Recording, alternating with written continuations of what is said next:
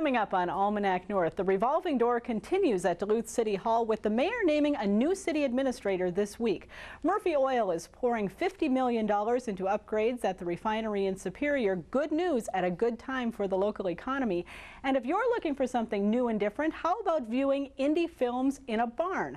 All this and more coming up on Almanac North.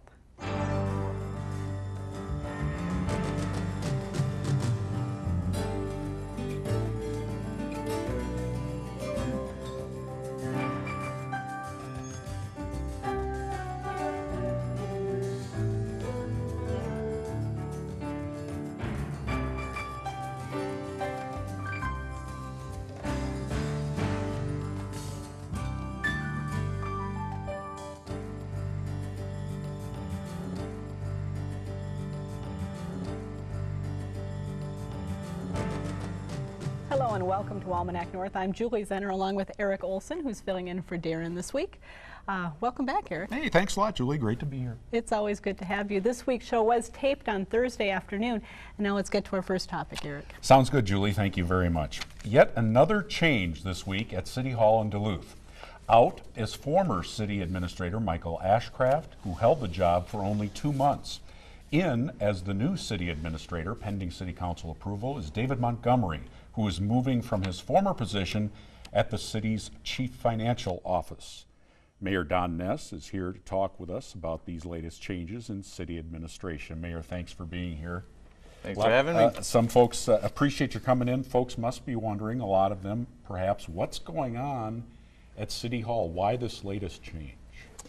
Well, I have very high expectations of this, of all my managers in City Hall, and in particular the Chief Administrative Officer.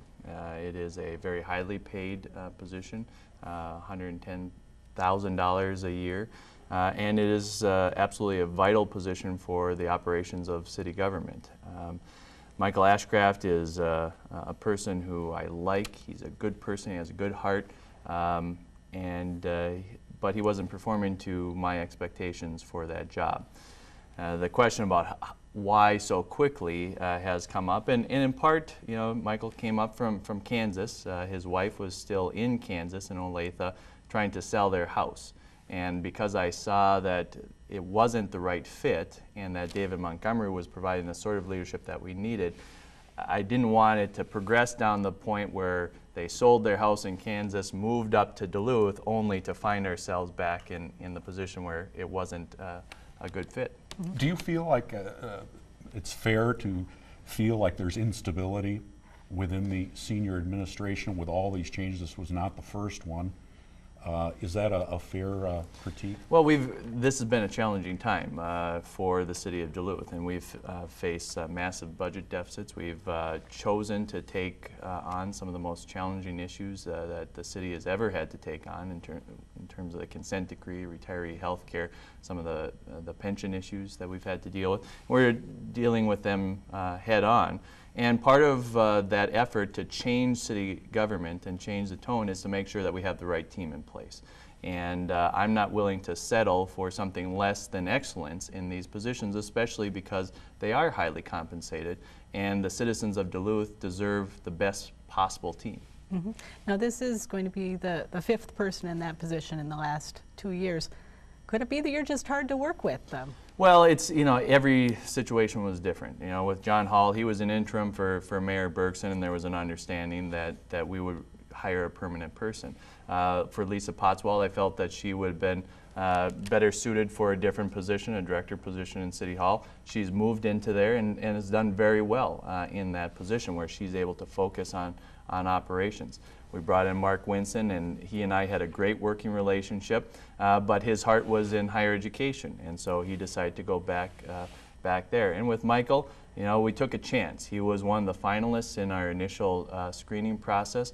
We brought him up from Kansas, and there's risk involved there. And you know, from the first week, I just saw that it wasn't meeting my expectations. And at the same time, that the very same day that Michael started, David Montgomery started as our Chief Financial Officer. And we saw in David focus on an orientation towards operations, on finance, and he was gaining the confidence of our managers as a leader. And that's what I've been looking for my entire time in office, to look for a partner in that CAO office that would fill that role. But Councilor Stauber, talking about inexperience on your part, that's part of the reason why all this is happening. What's your response to that? The easiest thing for me to do as a mayor is to just to let things slide and to say status quo is okay, and I'm just not going to rock the boat. I knew that taking this action was going to bring personal criticism to myself, and yet I was convinced that was the right thing to do for the organization. So is it a sign of inexperience to make the change or not to make the change? And in my mind, in making the change that I knew was going to be tough for me, but right for the organization, should demonstrate my commitment to the organization and to do what's right. Now, Mr. Montgomery, does he have a clear set of your expectations or a clear understanding of your expectations going in, so that maybe you can get some continuity going in that office? Absolutely, and again, David and I have been working together for the last 2 months. I understand his personal style, his philosophy towards running an organization of this sort, and I am confident in his leadership abilities. And that's an opportunity that I didn't have with Lisa and with Michael, is having the ability to work on a day-to-day basis with that person prior to them stepping into the role. So it's a comfort level, is a lot of it, as opposed to clear-cut, mandates or objective? Well, what comes through with David is his competency. He is a very competent person, and when you're in a meeting and you're sitting across the table from a person that has a firm grasp on the details, that has a firm understanding of organizational dynamics, and that you trust their judgment because of their competency, that is the sort of characteristics that you need from a CAO position. Mm-hmm. Turning to some good news this week, City's auditor's report came back. Looks like you've been able to successfully cut down on the overtime pay in the city. Well, as one of our many cost budget recovery strategies last year, we focused energy on reducing our overtime costs, and we were very successful in doing that. In some divisions, we reduced our overtime by 30%, and so we're proud of that. And we were able to accomplish that during the time that we've had some of the turnover in leadership. And it's about setting expectations of staff and of managers and expecting them to meet that challenge. And so the state auditor has had this concern in their annual findings, their annual audit of city government for the last 8-10 years. And they have now removed that as a concern because of the progress that we've made. What about the statistics? The port is down, airport travel numbers are down. How does that impact or trickle down to the city? Is that a concern of your office? Oh, that's absolutely a concern. We're in a recession. We're in a nationwide recession, and we're going to see those sort of impacts. But at the same time, I think there are some really strong signs for our local economy, especially for Duluth specific. The paper will often run headlines saying the Duluth Superior Statistical Area has unemployment at a very high level.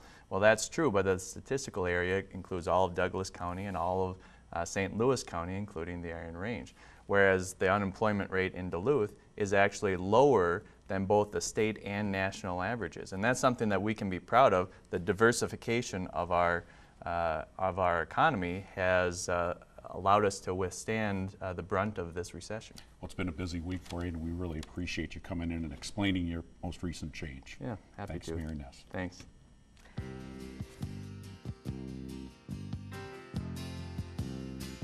Just a good old boy, never meaning no harm. Beats all you never saw, been in trouble with the law since the day they